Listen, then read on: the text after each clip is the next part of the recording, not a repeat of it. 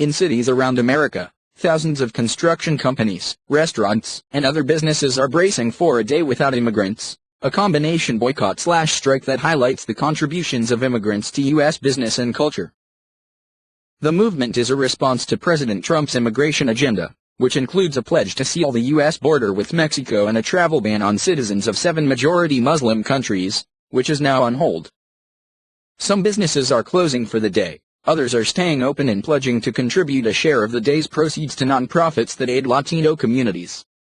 In a number of cases, business owners are abiding by their staff's wishes, after holding votes to decide whether to open. Several closures are high-profile. Chef and entrepreneur Jose Andres told NPR this week, "It was a very easy decision to close his restaurants in Washington, D.C., saying he wants to support his employees who had planned not to work Thursday." Celebrity chef Rick Bayless, who's famous for popularizing the complex flavors of Mexico's cuisine, says he closed 4 Chicago restaurants for the day out of respect for his staff's vote. The day of protest comes after Immigration and Customs Enforcement agents alarmed immigrant rights advocates by arresting some 680 people in raids across the U.S. last week. As NPR has reported, the Department of Homeland Security has called those raids routine, saying they targeted people who had criminal convictions. In Charlotte, NC, teacher Haley Rowley tweeted an image of empty desks in her classroom as over half my class stays home, she wrote. More than 250 businesses in the Charlotte region are closed today, member station WFAU reports.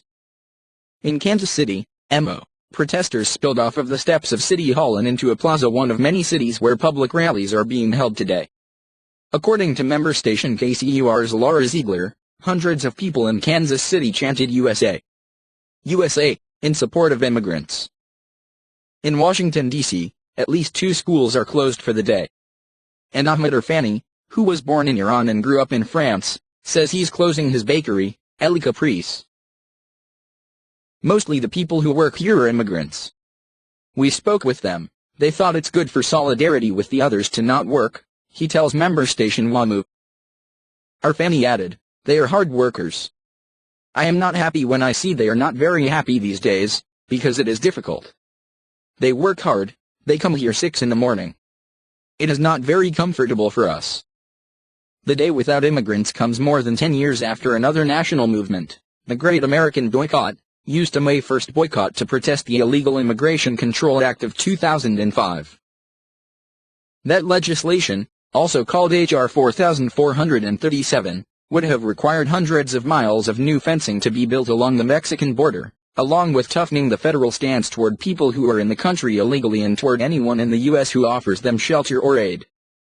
The bill won passage in the House of Representatives before failing in the Senate.